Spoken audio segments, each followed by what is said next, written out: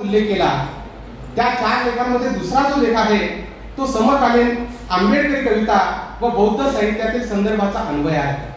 मला कधी कधी आश्चर्य वाटते की हे भारी भारी शब्दांना सुचतात कुठून. अशोक इंगळे सरांना इतके अन्वयार्थ, त्या शब्दांची बरोबर मांडणी, त्या शब्दांची जोड आणि फक्त शब्दांची मांडणी नाही, त्या नेमक्या शब्द मांडणीमधून एक प्रचंड आशयाचं आविष्करण त्यातून होत असते. समकालीन आंबेडकरी कविता व बौद्ध साहित्यातील संदर्भाचा अन्वयार्थ.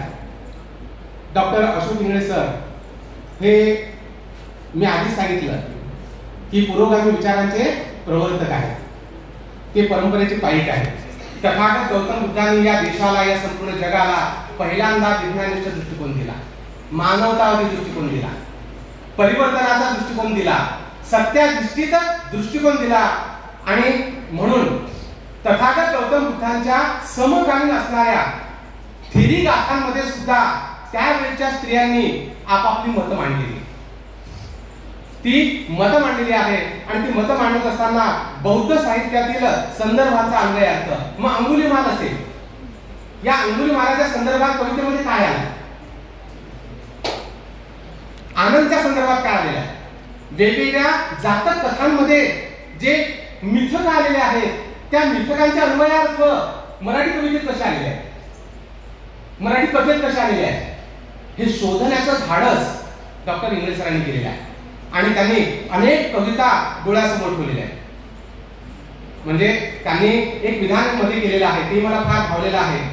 त्यांनी असं म्हटलेलं आहे की साठोत्तरी मराठी साहित्यामध्ये दलित साहित्याचा एक प्रवाह अवतीर्ण झाला आणि दलित साहित्याची मीमांसा करणारा दलित साहित्य सुद्धा आलं. या दलित साहित्याची मीमांसा म्हणजे समीक्षा करणाऱ्यांमध्ये मग अनेक लोक आहेत. त्याच्यामध्ये सदा कराळे असतील, यदी फळके असतील, या लोकांनी दलित साहित्याची समीक्षा केली. परंतु खऱ्या अर्थाने आंबेडकरवादी विचाराच्या अनुषंगानं या दलित साहित्याची समीक्षा भोले सरांनी केलेली आहे. तो धागा त्यांनी अतिशय चांगल्या रीतीने पुढे विणलेला आहे. यामध्ये आंबेडकरवादी कविता आणि बौद्ध साहित्यातील संदर्भांचा अन्वयार्थ. या आंबेडकरवादी कवितांमध्ये त्यांनी अलीकडच्या कालखंडातले नवकवी घेतलेले आहेत. खरं म्हणजे आंबेडकरवादी आणि आंबेडकरवादाच्या आधी दलित साहित्याच्या या प्रांतामध्ये मोठे मोठे कवी होऊन गेले. त्याच्यामध्ये दयापवार होऊन गेलेत, नामदेव ढसाळ होऊन गेलेत, केशव मेश्राम होऊन गेले, शरणचंद्र लिंबाळे होऊन गेलेत आणि मोठे मोठे कवी होऊन गेलेत.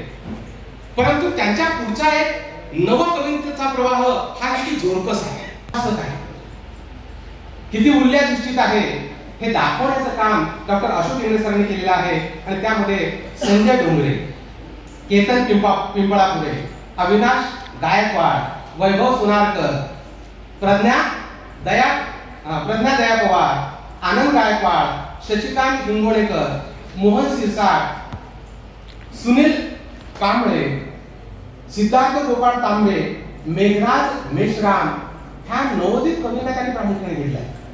आणि ह्या नवोदित कवींचे कविता संघ त्यांनी मिळवले. त्यांच्या कवितांमधल्या आंबेडकरवादी आणि बौद्ध जाणीवा त्यांनी निवडल्या आणि त्यावर एक प्रदीर्घ लेख लिहिलेला आहे. तो लेख सुद्धा खरं म्हणजे वाचण्यासारखा आहे. त्या लेखामध्ये सुद्धा त्यांनी एक मतप्रदर्शन केलं आहे. म्हणजे समीक्षकाचं धारिष्ट्य किती आहे. एखाद्या लेखिकेने, एखाद्या कवयित्रीने त्यांच्या कवितांमध्ये जर बौद्धकालीन संदर्भ दिलेला असेल तर तो बौद्धकालीन संदर्भ त्या काळाशी समरूप आहे की नाही, त्या काळाशी कालसुसंगत आहे की नाही, हे सुद्धा तपासण्याचं काम त्यांनी केलं. प्रज्ञा दया पवार यांची कविता, त्या कवितेचं शीर्षक आहे थिरी गाथा इसवी सन 2006. या थिरी गाथा इसवी सन 2006 या कवितेमध्ये त्यांनी बौद्धकालीन विदुषींचा उल्लेख केला आहे. आणि या बौद्धकालीन विदुषींमध्ये प्रकृती आहे, सुजाता आहे, पटाचारा आहे, उत्पलवर्ण आहे आणि 5वं नाव त्यांनी घेतलं संगमित्र आहे. त्या कवितेमध्ये त्यांनी या 5ही कवयित्रींचा उल्लेख केलेला आहे. किती सूक्ष्म दृष्टी असते समीक्षकाची बघा. यामध्ये डॉक्टर इंगळे सरांच्या नजरेतून सुटलं नाही. पहिल्या 4 कवयित्री ह्या बौद्धकालीन आहे आणि संघमित्रा ही बौद्धकालीन आहे, पण तो प्रज्ञा दया पवार यांनी संघमित्राला सुद्धा बौद्धकालीन करून टाकलेला आहे. हा छोटासा संदर्भ सुद्धा त्यांच्या नजरेतून सुटलेला नाही आणि त्यावर त्यांनी भाष्य केलं की संघमित्रा ही बौद्धकालीन नाही, बौद्धकालीन तर ती विदुषी आहे. हा विचार प्रज्ञा दया पवारांनी लक्षात घ्यायला पाहिजे होता. म्हणजे अतिशय छोट्या छोट्या गोष्टी, सांस्कृतिक संदर्भ किती सूक्ष्मपणे टिपण्याचं सामर्थ्य समीक्षकांमध्ये असते, त्याचं उदाहरण म्हणजे डॉक्टर इंगळे सर आहे. एक पुढच्या लेखाचा उल्लेख सरांनी केलाय, तुपे सरांनी, म्हणजे फार महत्वाचा आहे. या ग्रंथामधला तो सर्वात मोठा लेख आहे. जवळजवळ तो 48 पानांचा लेख आहे. 48 पानांचं पुस्तकच होते, एक छोटस पुस्तकच होते. 48 पानांचा हा प्रदीर्घ लेख आहे. त्या प्रदीर्घ लेखाचं शीर्षक आहे समकालीन आंबेडकरी कवितेतील उत्तर आधुनिकतेचे स्वरूप आणि आशय संवेदन. काय भाषा आहे, काय शब्द सामर्थ्य आहे. आंबेडकरी कवितेतील उत्तर आधुनिकतेचे स्वरूप आणि आशय संवेदन. उत्तर आधुनिकतेमध्ये जे कवी लेखन करणारे आहेत त्यांच्या कवितांमधला आशय काय आहे, त्यांच्या आशयाचं संवेदन काय आहे, त्यांच्या कवितांचं स्वरूप काय आहे, ते त्यांनी या लेखामध्ये प्रदीर्घ लेख. उत्तर आधुनिकता म्हणजे काय त्याचा उल्लेख सरांनी केला की त्या फ्रेंच तत्वज्ञानाच्या ग्रंथाचा संदर्भ सरांनी दिला आणि तो ग्रंथाचा संदर्भ देऊन त्यांनी पुढे उत्तर आधुनिकता म्हणजे काय ते अतिशय सुस्पष्टपणे मांडलेलं आहे. यामध्ये त्यांनी 5-6 कवी घेतले. एक अरुण काळे, लोकनाथ यशवंत, महेंद्र भवरे, अविनाश गायकवाड, केतन पिंपळापुरे, प्रज्ञा दया पवार. या 5-6 कवींच्या कवितांचा आधार घेत त्यांनी उत्तर आधुनिक वादामध्ये असणाऱ्या कवितांचं स्वरूप आणि त्या कवितांचं संवेदन अतिशय सामर्थ्याने मांडलेलं आहे. खरं म्हणजे त्याच्या खुलासा शिकता येईल आपल्याला, परंतु आपल्याकडे वेळ नाहीये.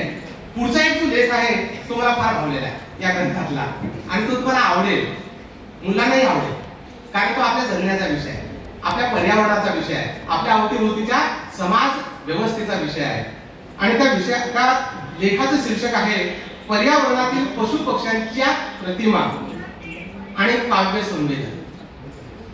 तुम्ही आता अनेक कविता वाचत असाल, कथा वाचत असाल.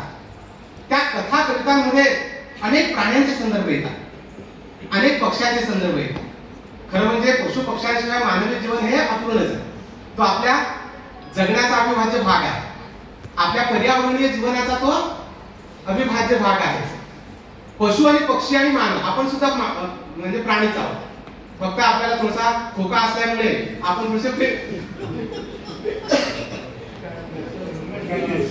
हा जो खोका आहे हा असल्यामुळे आपण जर प्रगत झालो.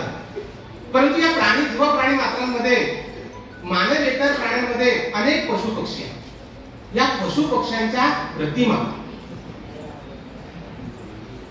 कवींनी आणि कथाकारांनी आपल्या कवितांमध्ये किती सुंदररित्या मांडल्या. त्यांनी या लेखाचे 3 भाग केलेले आहेत. मध्ययुगीन संतांच्या साहित्यातील पशु पक्ष्यांच्या प्रतिमा. मग ज्ञानेश्वरांपासून ते का पहिलं तोगे काऊ कोकत आहे, शकुन गे माय सांगत आहे, उड उड रे काऊ तुझे सोन्यात मळवी ना पाऊ. संत ज्ञानेश्वरांनी या अभंगामध्ये पहिलं तोगे काऊ कावळ्याची किंवा संत ज्ञानेश्वर असतील, संत तुकाराम आहेत, संतांच्या साहित्यामध्ये ज्या काव्य प्रतिमा आलेल्या आहेत त्या प्रतिमा पशु पक्ष्यांच्या संदर्भात किती समर्पकपणे वापरल्या गेलेल्या आहेत त्याचं अतिशय सुंदर विश्लेषण सरांनी केलं आहे. दुसरा भाग त्यांनी मध्ययुगीन कवितांचा केला. मध्ययुगीन कवितांमध्ये आधुनिक कवितांमध्ये मर्ढेकर असतील, मर्ढेकर पूर्व आणखी कवी असतील, कविता काही सांगता येणं शक्य नाही, पण मर्ढेकरांच्या कवितांचा संदर्भ सरांनी दिला आहे. मी एक मुंगी तू एक मुंगी, तो एक मुंगी ती एक मुंगी, अशा मुंग्या आहेत. ह्या मुंग्या सुद्धा माणसाच्या जीवनामध्ये कसा प्रभाव पाडतात आणि आपण मुंग्यांसारखे आहोत. महानगरीय जीवनात गेल्यानंतर, मुंबई सारख्या महानगरात गेल्यानंतर माणूस आणि मुंग्यांमध्ये फरक राहत नाही. तुम्ही सीएसटी रेल्वे स्टेशनवर जा आणि इकडे वारुळामध्ये निघणाऱ्या मुंग्यांची रांग पहा आणि सीएसटी स्टेशन मध्ये माणसांची रांग पहा. सारखं दिसेल तुम्हाला. म्हणजे इतक्या चपखलपणे लेखक कवी त्या पशूंच्या पक्ष्यांच्या प्रतिमा सुद्धा किती चांगल्या रीतीने आपल्या कवितांमध्ये अधोरेखित करत असतात. ते अतिशय सुंदरपणे त्यांनी रेखाटलेलं आहे. अलीकडच्या कालखंडामध्ये आधुनिक वेळ मला वाटते यशवंत मनोहरामजी सरांनी उल्लेख केला आहे. त्यांनी फिनिक्स पक्षाचा उल्लेख केला आहे की फिनिक्स पक्षासारखं तुला उडता येते. फिनिक्स पक्षासारखं तू उड, पण तू सावध राह, कारण अवतीभोवती अनेक व्यवधान आहेत, अवतीभोवती अनेक संकट आहेत. त्या संकटांना पार करून तुला एक क्षितिजाच्या पलीकडे झेप घ्यायची आहे. हा संदेश यशवंत मनोहरांनी दिला आहे. ग्रेसांच्या कवितांमध्ये भरपूरच आहे. घोडा ही प्रतिमा तर अनेक वेळा येते. घोडा आहे, मोर आहे. आपले पंतप्रधान सुद्धा मोरासोबत खेळत असतात. राजहंसाच्या प्रतिमा, मोक्याच्या प्रतिमा ह्या अनेक कवितांमध्ये येतात, अनेक कथांमध्ये येतात. पण त्या केवळ प्रतिमा येत नाही, तो विचार घेऊन येतात. त्या प्रतिमेसोबत एक आशय घेऊन येतात आणि तो आशय सुद्धा आस्वादात्मक नसतो, तो आशय रंजनात्मक नसतो. दलित साहित्याच्या कवितांमध्ये, दलित साहित्याच्या प्रांतामध्ये अवतीर्ण झालेल्या कवितांमध्ये ज्या पशु पक्ष्यांच्या प्रतिमा आलेल्या आहेत, त्या पशु पक्ष्यांच्या प्रतिमा सुद्धा एक सामाजिक संकेत देणार आहेत, एक विचार देणार आहे. अशा पद्धतीचा हा लेख वाचल्यानंतर मला त्यांचं फार कौतुक वाटलं की या ठिकाणी माझ्या मनामध्ये त्याच वेळेस विचार आला असता की आपण आपल्या आचार्य पदवी संशोधन केंद्रातील विद्यार्थ्यांना संशोधनाचे विषय सुचवतो आणि ते विषय सुचवत असताना मग विद्यार्थी आपल्याकडे येतात, सर तुम्हीच विषय सांगा ना, सर तुम्हीच विषय सुचवा. त्यावेळेस त्यांना सांगायचं वाटते की या अवतीभोवतीच्या साहित्य क्षेत्रामध्ये विषयांची कमी नाही.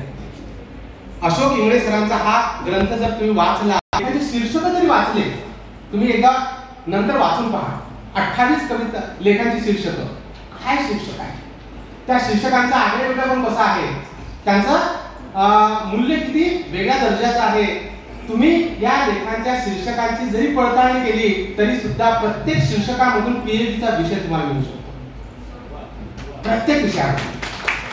म्हणजे हाच विषय जर घेतला की आंबेडकरी कवितेतील पशु पक्ष्यांची प्रतिमा आणि मराठी काव्य संवेदन, आंबेडकरी कवितांमधील स्त्री प्रतिमा, आंबेडकरी कवितांमधील पर्यावरण, आंबेडकरी कवितांमधील मानवतावाद, आंबेडकरी कवितांमधील, आंबेडकरीच नाही संपूर्ण मराठी काव्य प्रांतामध्ये असणाऱ्या कवितांमधलं जे अंतर्गत विचार वैभव आहे ते टिपून आपण आपले पीएचडीचे विषय तयार करू शकतो. खरं म्हणजे भरपूर बोलता येईल. अनेक मी फक्त त्यांच्या लेखांमध्ये जे कवी आलेले आहेत त्यांची नावं वाचून दाखवतो. सुरेखा भगत अतिशय दमदार कवयित्री, समाज भान असणारी कवयित्री, कुठल्याही विचाराची तडजोड न करणारी कवयित्री.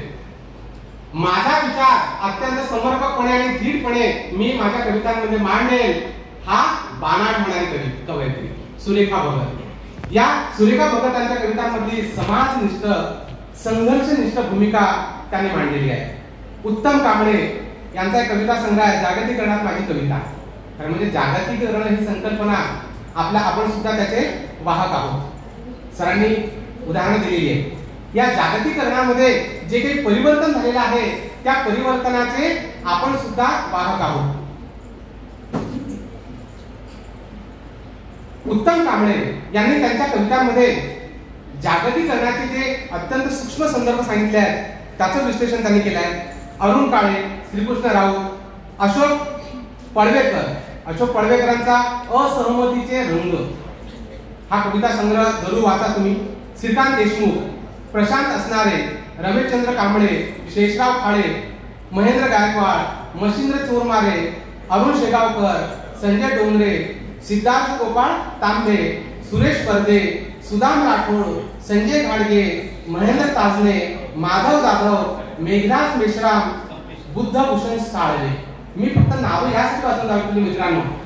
नावं वाचून तुम्हाला ती सर्व लक्षात राहतील याची खात्री की ही सर्वचे सर्व नावं एका विचाराने प्रभावित झालेली आहे. आणि डॉक्टर अशोक इंगळे सर यांनी आपल्या समीक्षणासाठी ज्या काव्यसंग्रहाची निवड केलेली आहे ती सुद्धा विचारपूर्वक केलेली आहे. नाहीतर आपल्या अवतीभोवतीचा कुठलाही कवी जाईल आणि सर माझा कविता संग्रह प्रकाशित झाला, तुम्ही याच्यावर समीक्षण लिहून द्या, ती तळजोड कवी करणार नाही. त्या कवितेचं मूल्य तपासल्या जाईल. त्या कवितेचा आशय हा शाहू फुले आंबेडकरांच्या विचारधारेशी समांतर असेल तरच डॉक्टर अशोक इंगळे त्या कवितेला हात घालतील.